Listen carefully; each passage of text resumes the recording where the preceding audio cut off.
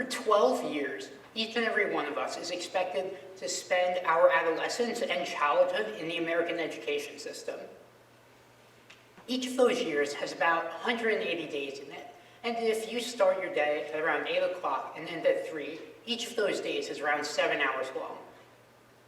12 years times 180 days times 7 hours is equal to the at least 15,120 hours that each and every one of us spend in school from the time we enter the education system to when we graduate high school. Furthermore, the U.S. government in recent years has spent more than $739 billion per year on education. So it's clear that we're investing huge amounts of time and money on education. But what are we looking for as the outcome? What's the goal of an American education? Honestly, I'm not really sure. I know it's important, and I know everyone should have one, but I'm not really sure what the goal is. And the thing is, neither is anyone else.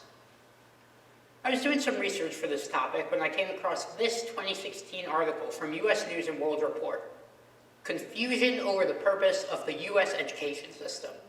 It found that 45% of respondents thought the goal of education should be preparing students academically, while the other half was split between preparing students for work and preparing them to be good citizens. You notice that despite the frequently lofty rhetoric, there was no option here for kids to be able to follow their passions. In fact, it was only based around what adults think they needed, and there was nothing about what kids wanted.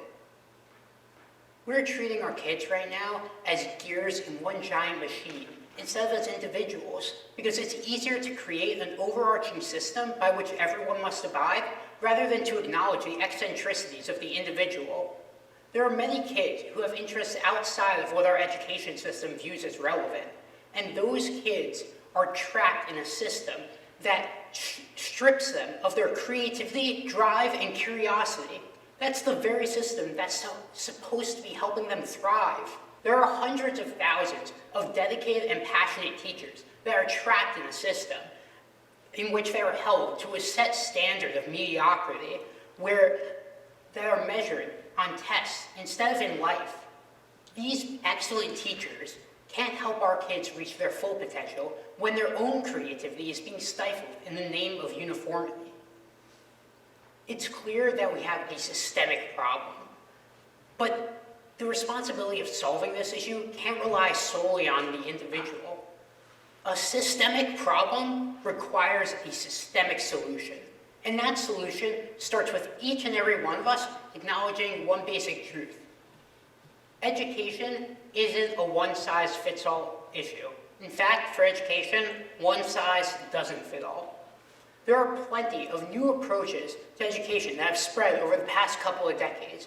In our school, for example, we don't have GPAs because we don't believe that a single number can accurately quantify your intelligence. In another school, MS 442, the School for Innovation in Brooklyn, New York, they've eliminated grades altogether, as well as time requirements for students. Each student moves through the curriculum at their own pace and only advances to the next subject once they've reached mastery in the preceding area. This comes after specific feedback from teachers about their strengths and weaknesses. The goal of this school is for students to learn the material, no matter how long it takes.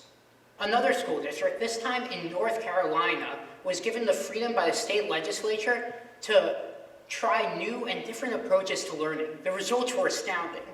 One school was given the freedom to take their kids on more field trips, which allowed them to engage and inspire their youth. Another school had design labs where kids came in every single day and worked on real-world problems affecting their communities, making education both significant and relevant to their lives. And my personal favorite, an elementary school in the district had literal stickers on the floor of the hallway so that kids could jump from class to class and have fun intermittently throughout the day. You'll notice that these approaches didn't require too much of an increase in funding. In fact, that wasn't the biggest change. The most important thing wasn't more cash. The most important thing was a change in approach. The Rowan-Salisbury School District in North Carolina is a perfect example of how simply changing our approach and giving teachers the freedom to experiment with new teaching techniques can fundamentally change our education system. If that doesn't work, there are plenty of other types of new and innovative approaches to education. One of them is hip-hop education, where teachers use DJing, MCing, graffiti, and rap battles in order to excite their students, engage them in learning, and explain concepts to them. Another approach is reality pedagogy. It's an approach to teaching and learning that focuses on teachers gaining an understanding of student realities and then using this information as the starting point for instruction. In reality pedagogy, teachers recognize the fact that while they're experts on the concept, they have yet to know about the kids they're trying to teach. And that's something that kids can be incredibly helpful with. Because whether we like it or not, kids will always know each other better than teachers know them. Project-based learning is an approach designed around schools actively asserting their kids into real-world projects that change the world. One perfect example of this is the New York Harbor School. This school has their kids participating in the Billion Oyster Project, an organization dedicated to rejuvenating the ecosystem in New York Harbor, in which millions of oysters have been stripped away systematically over the past 400 to 500 years. Not only will this help create a flourishing environment in New York Harbor, but it will also help prevent or resist coastal erosion, which has been exacerbated by climate change in recent years. There are hundreds of thousands of new approaches to learning, and most of them have three things in common. Three things that should be present in every classroom. First, agency. In classrooms which students are given the agency and the freedom to give feedback and criticism to their instructors, they're more likely to feel engaged and enthusiastic about learning. This way, students have a sense of purpose and dignity in the classroom that traditional education can strip you of. Second, relevance. When what we're learning in the classroom is relevant to our culture, community, and challenges, we're far more likely to pay attention and become engaged. How many times have we all sat in the classroom wondering why we're learning some abstract concept that we'll never use? Relevance is a key factor in reforming the education system. Third, flexibility. Flexibility for both teachers and students is integral to a successful education. Common in all of these approaches is the ability of a teacher to make a change when something isn't working. My older sister was thinking about becoming a teacher, and every time she spoke to an educator, they gave her a grave look before telling her not to do it.